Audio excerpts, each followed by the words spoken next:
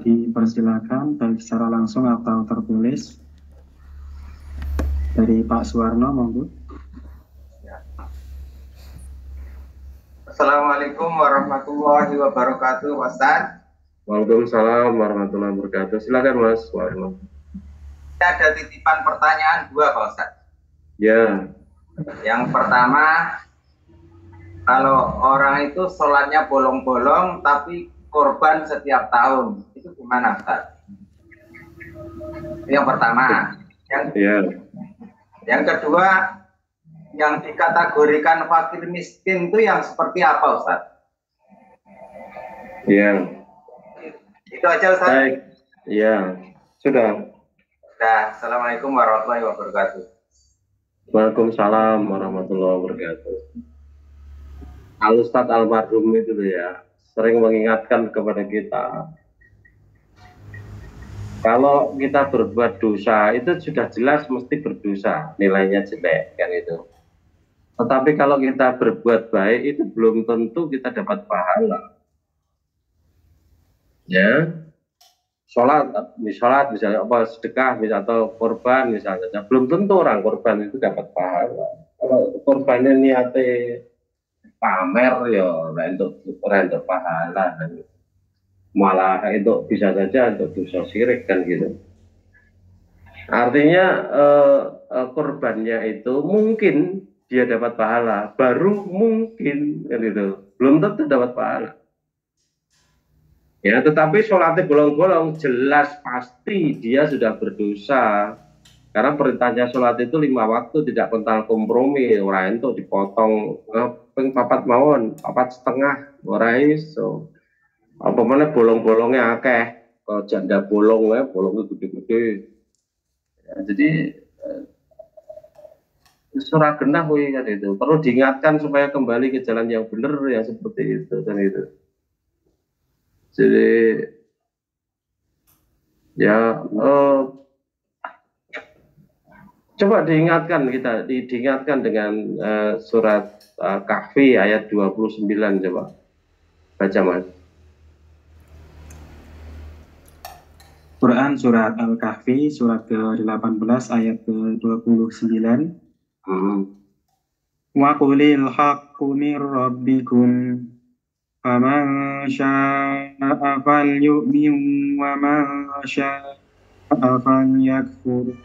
Inna a'tadna lidh-dhalimina naran ahata bihim suradiquha. Wa in yastaghithu yughathu bima'in kalmuhli yashwil wujuh bi'sa syarab wa sa'at murtafaqa. Dan katakanlah Muhammad, kebenaran itu datangnya dari Tuhanmu. Barang siapa menghendaki beriman, hendaklah dia beriman. Dan barang siapa menghendaki kafir, biarlah dia kafir. Sesungguhnya kami telah menyediakan neraka bagi orang zalim, yang gejolaknya mengepung mereka. Jika mereka meminta pertolongan atau minum, mereka akan diberi air seperti besi yang mendidih yang menghanguskan wajah. Itulah minuman yang paling buruk dan tempat istirahat yang paling jelek. Ya, kan ngeri seperti itu. Jadi coba dibaca lagi terjemahannya, ya, jarum. Dan katakanlah Muhammad, kebenaran itu datangnya dari Tuhanmu. Barang siapa menghendaki beriman, hendaklah dia beriman. Dan barang siapa menghendaki kafir, biarlah dia kafir. Sesungguhnya kami telah menyediakan neraka bagi orang zalim, yang gejolaknya mengepung mereka. Yang gejolaknya mengepung mereka, artinya apinya itu berada di mana-mana. Kanan api, kiri api, belakang api, depan api, bawah api, atas api, ya gitu. Meskipun ada yang celelean, enggak apa-apa, nanti di neraka malah kita kumpul sama artis-artis yang mbahmu. Enggak ada orang yang berani celelean seperti itu kalau dia ngerti yang sesungguhnya, gitu loh. Ya, suruh coba saja dia bersama artis di dalam rumah kobong gitu, dikai duit 100 juta nek wani gitu, tetap bertahan di situ kok sak jam baik gitu, yang celelean seperti itu. Ya tentu kan tidak ada berani kan. Jadi gejolaknya apa bulat-bulatnya api itu mengepung orang yang masuk neraka itu dari arah mana saja gitu loh. Ya tentu kan mengerikan yang seperti itu. Terus Jika mereka meminta pertolongan atau minum, mereka akan diberi air seperti besi yang mendidih yang menghanguskan wajah. tuh coba itu ketika mereka tidak haus karena panasnya di neraka pengen minum, ya dikasih dia minum, tetapi airnya itu panasnya seperti yang mendidih, seperti besi yang mendidih. Ya, berapa ribu derajat Celcius itu besi yang mendidih. Kalau kemudian dia minum, tentu saja sudah akan menghancurkan jeroane kan gitu. Nanti di ayat lain ada gambarannya lagi seperti itu. Terus Itulah minuman yang paling buruk dan tempat istirahat yang paling jelek.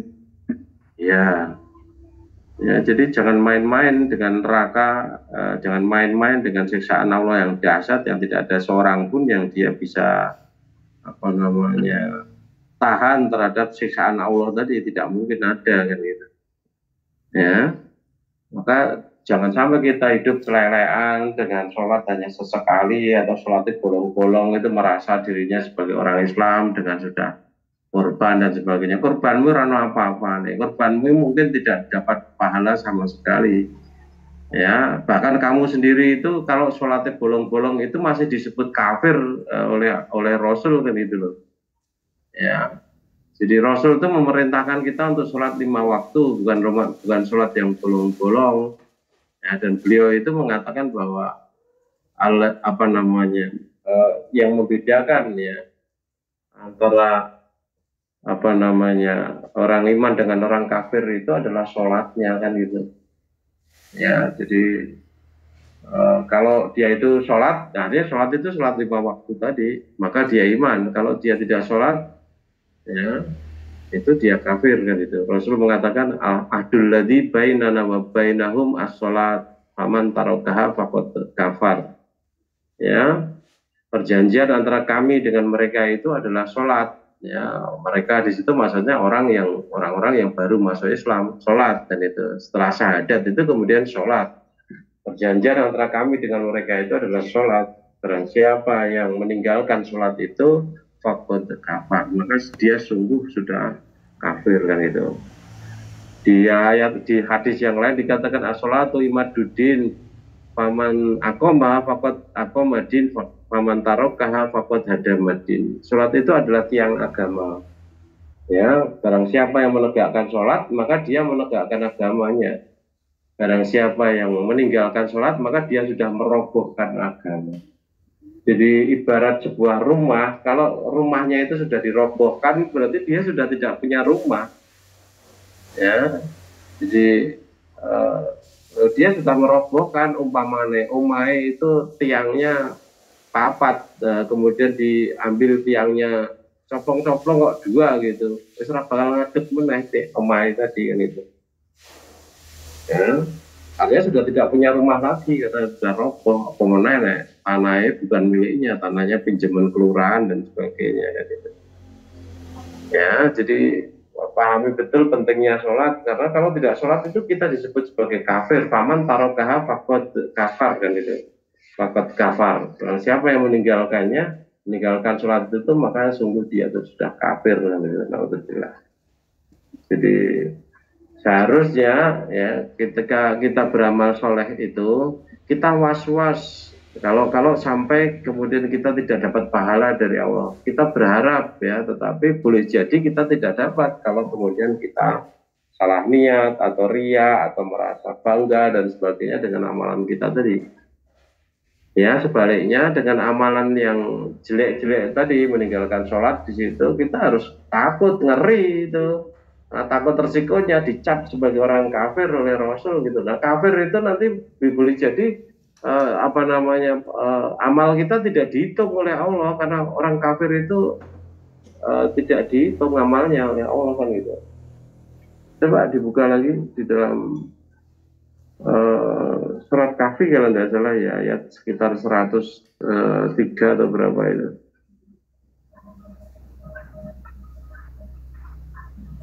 Aduh.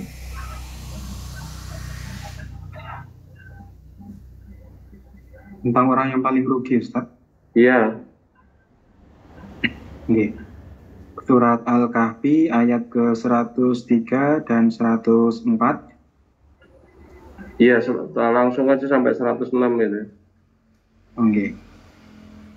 Qul hal nunabbi'ukum bil akhsarina a'mala alladzina dhalla sa'yuhum fil hayatid dunya wa hum yahsabuna annahum yuhsinuna sun'a.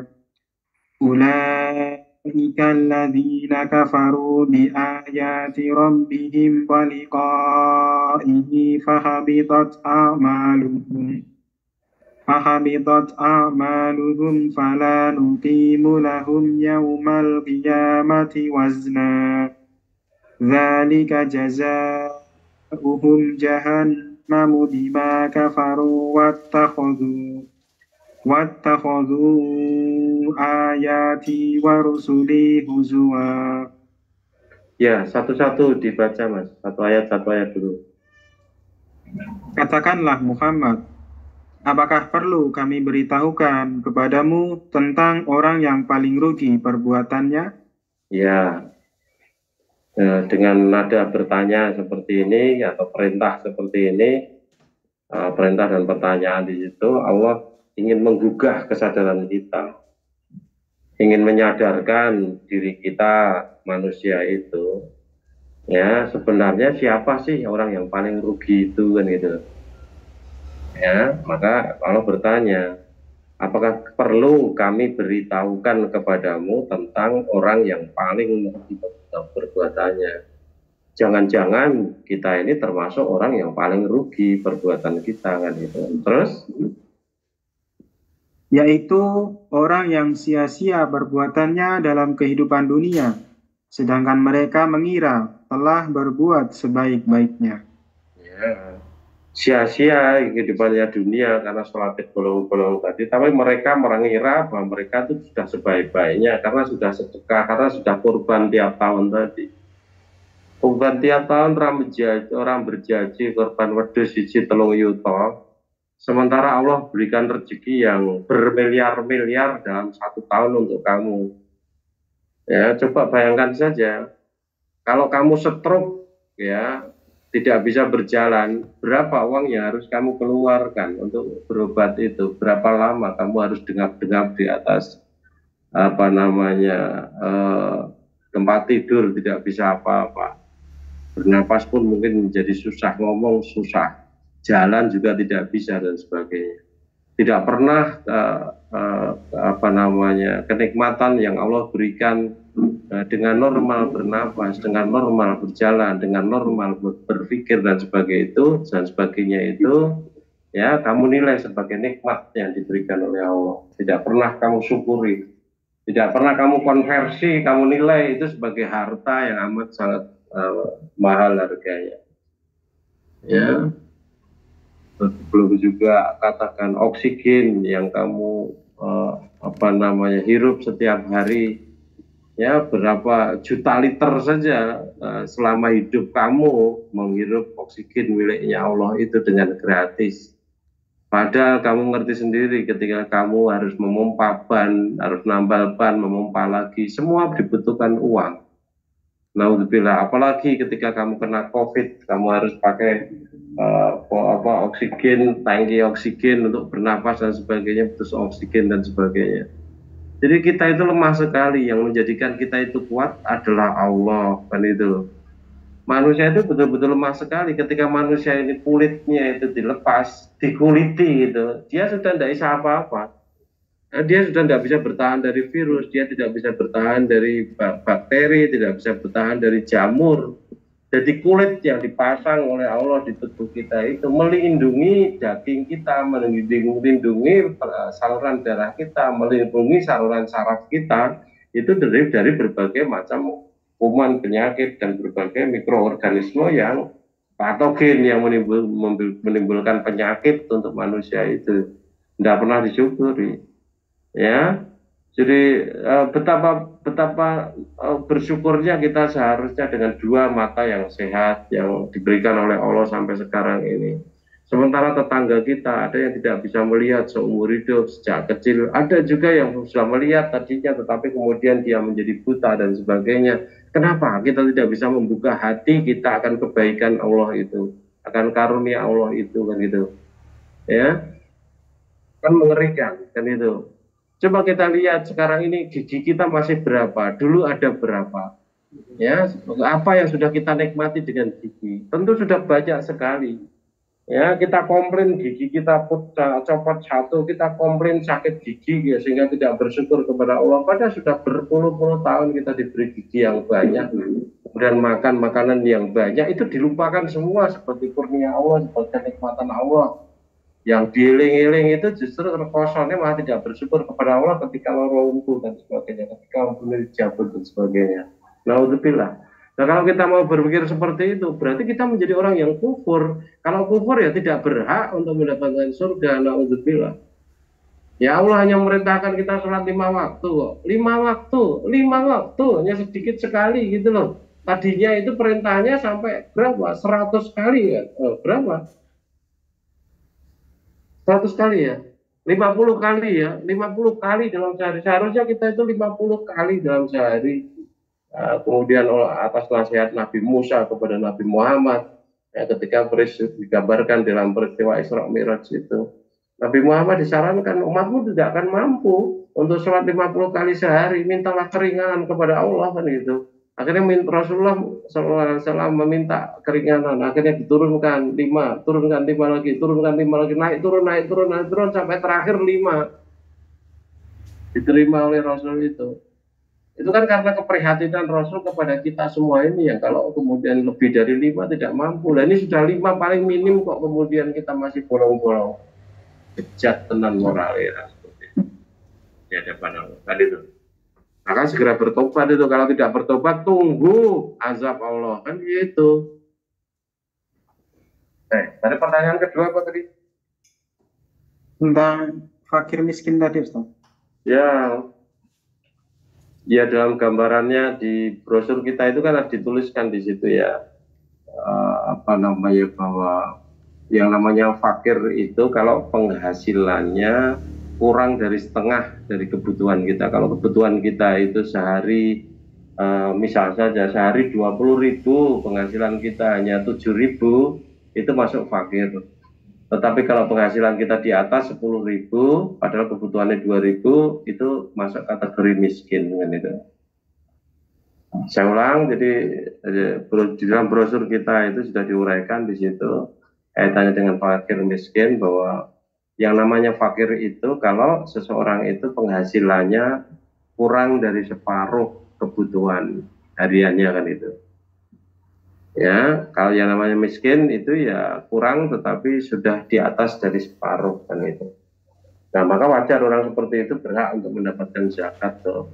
Uripnya rekoso itu, artinya kebutuhan dasarnya saja seperti itu 20.000, tetapi ya, penghasilannya hanya di bawah 10.000, kan itu. Besar pasak dari tiang, daripada tiang ya, tapi itu keterpaksaan orang-orang seperti itu, kan itu. Begitu Mas, mudah-mudahan bisa dipahami. Bu Nino Kinanti, monggo bersilakan.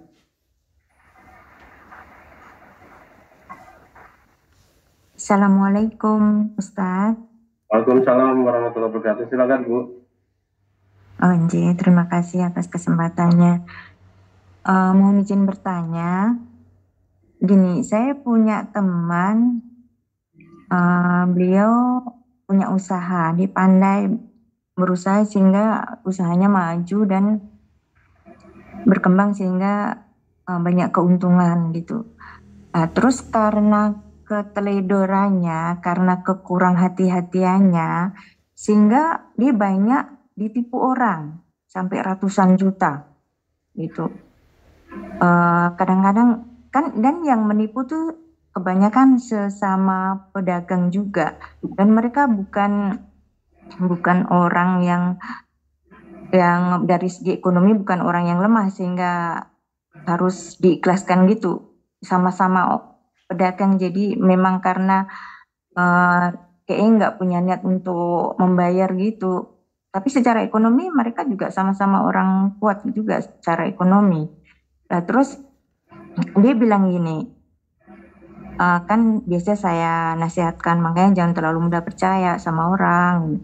Itulah padahal tiap hari ketemu di pasar kok bisa kayak gitu. Terus dia bilang gini, Ustadz, ya enggak apa-apa lah, mereka enggak mau bayar, itu tabungan saya nanti untuk di akhirat. Nah, gitu. Saya ingat nasihat Ustadz dulu, kalau kita misalnya diutangin sama orang, kan lebih baik kita nggak boleh nyimpan dendam, kita nggak boleh nggak mengikhlaskan gitu. Tapi sebagai orang beriman kita harus memaafkan dan mengikhlaskan. Tapi kalau dalam situasi seperti itu, apakah itu pantas diikhlaskan? Jadi kita memaafkan gitu, Ustadz.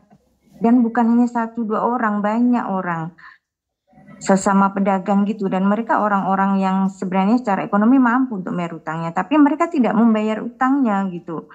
Bagaimana kayak gini nih, Ustadz? Saya jadi kadang-kadang bingung mau nasihatin dia, tapi dia begitu pede, dia bilang, enggak apa Mbak, itu tabungan saya untuk di akhirat nanti gitu. Apakah benar dengan cara begitu dia lalu, tapi dalam hati dia nggak ikhlas gitu, dia nggak ikhlas bahwa dia bilang nanti saya mau tagih nanti di akhirat. Apakah betul pernyataan dia yang seperti itu tuh Ustadz? Ataukah memang seharusnya seperti nasihat Ustadz yang dulu harus diikhlaskan gitu? Nah, ini kontradiksi terus terang saya jadi nggak bisa menasihati yang sebaiknya tuh harus gimana gitu. Jadi mohon tausiahnya. Nah, terus satu lagi ini Ustadz, ini hal mendasar yang selalu berhubungan dengan kehidupan kami sehari-hari ini, tentang riba, yang berhubungan dengan kawan saya tadi juga tuh, sehingga usahanya maju kan. Seperti di surat Ali Imran ayat 130 kan di situ diterangkan bahwa diharamkan riba yang berlipat ganda.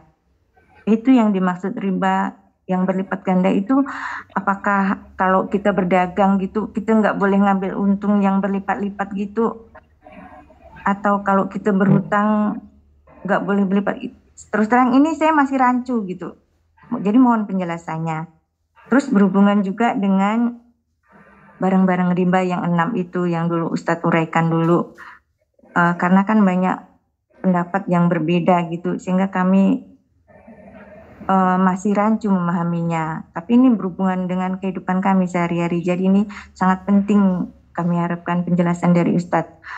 Kan dulu Ustadz jelasin bahwa kalau tentang barang-barang riba yang 6 itu yang penting takarannya itu harus diketahui secara jelas, secara bayin antara pihak penjual dan pembeli, sama-sama ridho. Nah, kalau seandainya ini tentang barang-barang yang riba yang 6 itu, antara penjual dan pembeli udah sama-sama mengetahui tentang takarannya dan sama-sama ridho tentang transaksinya gitu. Terus ada sebagian yang berhubungan dengan barang riba 6 itu, secara pembayaran itu tidak semuanya secara cash. Ada yang bayar tunda atau ada yang bayar secara angsur gitu. Bagaimana kalau kayak hal itu Ustadz? Secara takaran sama-sama ridho dan sama-sama disepakati gitu. Bagaimana Ustadz? Mohon penjelasannya. Ucapan terima kasih. Baik, yang pertama tadi tentang utang piutang itu, ya sikap kita kan tergantung situasi dan kondisinya kan itu ya. Kalau usaha kita belum maksimal ya dimaksimalkannya untuk menagih kan itu, bukan tidak hanya sekedar untuk mendapatkan haknya kembali, tetapi juga menyelamatkan saudara kita dari hukuman nanti di neraka, nanti di akhirat, nanti dari hisabnya kan gitu. Tetapi kalau kemudian sudah berkali-kali sudah ditagih, tetapi ternyata kemudian juga tidak bisa gitu ya, kita tidak mau menjadi korban orang jahat daripada hati kita senantiasa dipermainkan begitu. Ya sudah, saya ikhlaskan, tak tagih di akhirat nanti, kan itu boleh. Ya, bahkan saya juga menasihatkan seperti itu kepada ibu-ibu. Dulu ada kelas Senin sore gitu ya, ibu-ibu yang dinilai oleh para petinggi waktu itu bermasalah, ada 35 orang. Kemudian saya ditugasi untuk bina mereka. Nah, di antara ibu-ibu itu ada yang satu orang yang dia mengatakan bahwa dulu kami berempat itu bekerja sama dalam satu usaha, masing-masing urunan sekian gitu. Untuk mendapatkan uang itu, maka kami harus menggadaikan, kami harus mencarikan utangan di bank yang sebagai agunan tanah saya, kan gitu. Nah, kemudian dua orang yang lain itu sudah melunasinya kepada saya, tetapi ada satu orang ini yang tidak mau melunasi sampai sekarang. Ditagih pun mundur pakai, terus saja berjanji saja, ngapusi, tidak benar, kan itu. Sudah capek dia nagih, kan gitu. Nah, kemudian gimana Ustadz solusinya? Kemudian saya katakan kepada ibu itu, datangi sekali lagi orang itu, ngomong kepada dia bahwa ini adalah terakhir kali untuk menagih kamu, gitu kan. Saya datang terakhir kali untuk menagih. Kalau kamu tidak mau bayar, akan saya tagih di akhirat, saya katakan begitu. Dan betul itu dilaksanakan, ditemui betul, dan terakhir sampaikan pesan itu kepada orang yang bersangkutan itu. Dan akhirnya utang yang sudah 16 tahun tidak dibayar itu segera dibayar dalam beberapa hari setelah kemudian diancam untuk ditagih di akhirat tadi, kan itu. Nah, maka sebaiknya kalau untuk kebaikan ibu tadi menagih tadi, ulangi sekali lagi menagih dengan cara seperti itu. Tidak kemudian membiarkan saudaranya dihukum di akhirat, tetapi ucapkan akan takut saya tagih di akhirat tadi di hadapan dia, biar dia takut dan akhirnya tergerak untuk mengembalikan hak saudaranya tadi. Kalau dia hanya menyampaikan ucapan itu kepada panjenengan, kan tidak ada efeknya kepada orang tadi, kan itu. Nah, tidak ada efek untuk menyelamatkan saudaranya, kan itu. Tadi kan menagih hutang tadi kan dalam nuansa untuk menyelamatkan saudaranya supaya tidak bertanggung jawab di akhirat, kan itu. Nah, sekarang juga begitu. Kalau memang mau mengikhlaskan di akhirat nanti, sampaikan dulu, ucapkan pada yang bersangkutan tadi, biar tergugah dan kemudian akhirnya biar membayar kepada tamu. Nah, kalau dia mengucapkan itu juga hanya lelamisan, tidak untuk menyelamatkan saudaranya, ya tidak ada gunanya lagi, nanti hanya lelamisan saja. Mungkin saja sebenarnya hatinya tidak ikhlas, tetapi kemudian dia ngomong seperti itu. Nah, mungkin malah tidak dapat apa-apa itu nanti orang. Tetapi intinya kalau kita mau pengganti utang kita nanti di akhirat, ya boleh-boleh saja. Tetapi sebaiknya ucapan dulu pada orang yang bersangkutan agar dia sadar sehingga dia selamat dan akhirnya membayar, sehingga urusan itu tidak berkepanjangan sampai di akhirat. Kalau berkepanjangan sampai di akhirat itu nanti kita bisa kena hadis muflis itu, menjadi orang yang betul-betul bangkrut ya, karena kebaikan-kebaikan kita itu nanti akan dibayarkan kepada orang yang kita utangi tadi, termasuk itu.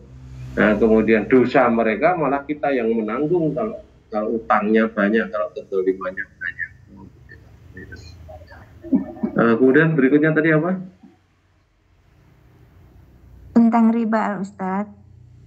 Ya, tentang riba 2 minggu terakhir ini saya sudah jelaskan panjang lebar itu.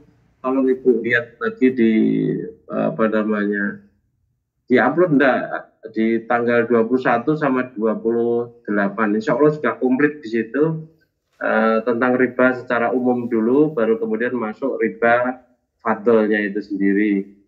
Jadi tanggal 28 saya bicara tentang riba secara umum, kemudian tanggal 21 ya riba secara umum, kemudian 28 bicara tentang riba fadlnya itu seperti apa, contoh-contohnya seperti apa dan sebagainya. Coba nanti dilihat.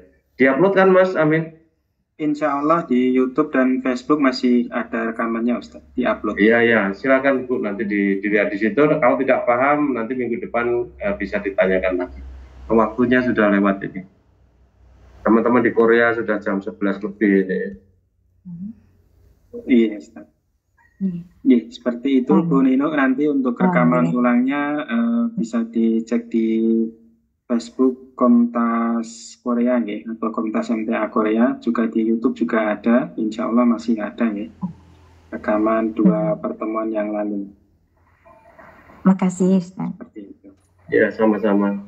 Ya, untuk terakhir laporan Ustadz yang menyimak di Zoom, yang tergabung dalam Zoom ada 26 saudara, kemudian yang menyimak dari Facebook ada sekitar 37, dan menyimak dari YouTube ada sekitar 30-an Ustadz. Ya, alhamdulillah, mudah-mudahan bisa mengambil manfaat. Gitu aja, saya kira kurang lebihnya saya minta maaf. Mari kajian kita akhiri. Alhamdulillahirabbil alamin. Subhanallah bihamdika asyhadu an la ilaha illa anta astaghfiruka wa atubu ilaik. Assalamualaikum warahmatullahi wabarakatuh. Waalaikumsalam warahmatullahi wabarakatuh. Langsung live, Mas. Baik, silakan Ustadz.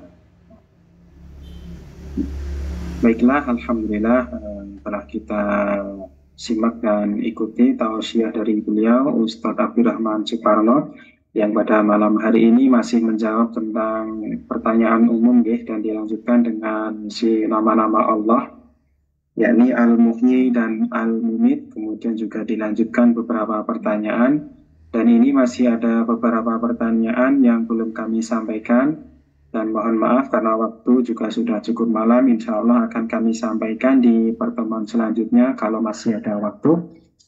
Terima kasih untuk partisipan yang tetap mengikuti kajian Komtas MTA Korea yang selalu diadakan setiap Ahad malam.